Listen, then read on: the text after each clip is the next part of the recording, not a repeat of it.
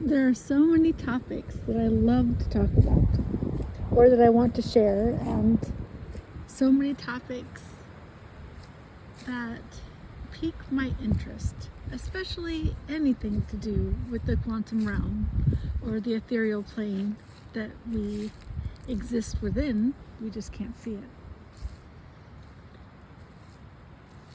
But one topic I want to talk about but rarely do is what life is like growing up and living with autism.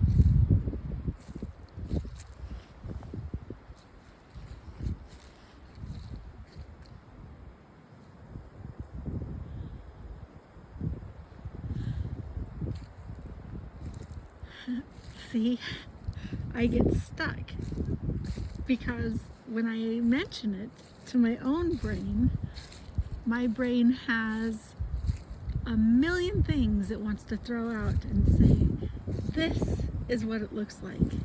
It's the whole total and complete picture of what it is like to experience it. So for me, it's very hard to find a starting point in which to tell the story. Autism is not the same for every person that has autism.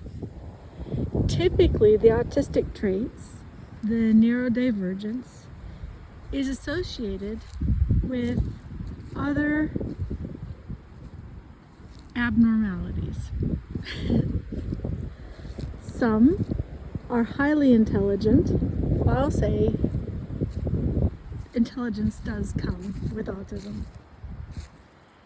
It's the means of communication, the means in which our body developed, that might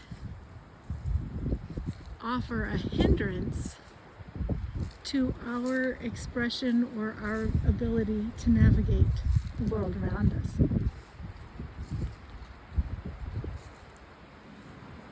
So I guess I'll start with one kind of funny thing that I do,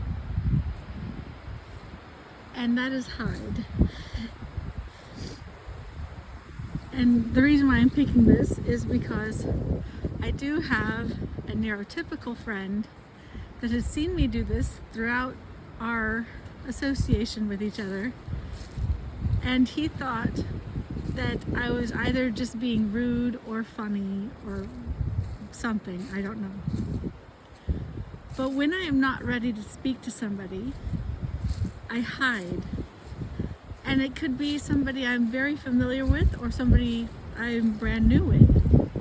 So in my own house, if I have guests around or somebody's in the house and I hear them coming down the stairs into the kitchen where I am, and I'm perfectly calm and I'm not ready to talk to them yet, I will find a little nook, a little something, and run and hide in that space until I am ready to talk.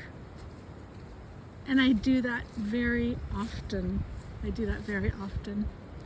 In fact, we had a retreat at my house in October, the beginning of October. And the first night of the retreat hadn't started, so everybody came over for dinner the night before. And my dear friend is in the kitchen and we're making food, and all of a sudden I was overstimulated, and so I had to go and I sat down on the far end of the island so no one could see me, and I hid underneath the island just because I had to gather my bearings. So thank goodness my friend knows this about me, and she just kind of smiled. But that's one aspect of being autistic, is overstimulation and our need to gather our bearings before we can face the world.